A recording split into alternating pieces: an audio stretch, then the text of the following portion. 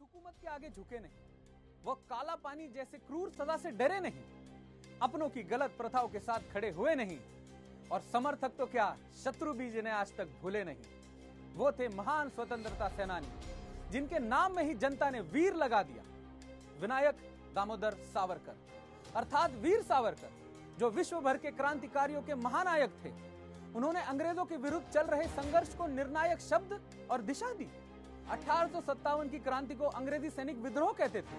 सावरकर जी ने उसे स्वतंत्रता संग्राम कहकर बलिदानियों को सम्मान दिया और युवाओं को पुनः क्रांति के मार्ग पर चलने के लिए प्रेरित भी किया। उन्होंने लिखी इस पुस्तक को विश्व भर के क्रांतिकारियों ने भाषांतरित किया और प्रकाशित भी करवाया। पंजाब में क्रांति की मशाल जलाने वाले युवा सरदार भगत सिंह जी ने भी सावरकर के इस पुस्तक को गुरुमुखी भाषा में भाषांतरित करके छपवाया और युवाओं में भी बंटवाया। उससे प्रेरणा लेकर कई क्रांतिकारी सशस्त्र संघर्ष पर उतर आए। हिंदुस्तान में विदेशी भूमि से सशस्त्र संघर्ष का प्रारंभ भी उन्होंने किया। लंदन के इंडिया हाउस में बम बनाने और पुस्तकों में बंदूक छिपाकर उसे यहाँ भेजने का अभूतपूर्व काम भी किया।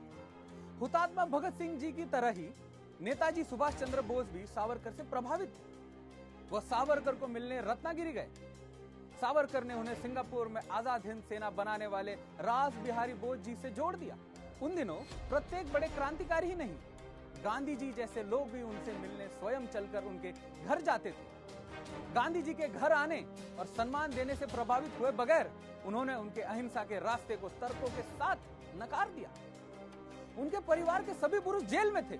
50-50 वर्षों की दो उम्र कैद की सजा पाने वाले वो विश्व के एकमात्र क्रांतिकारी थे।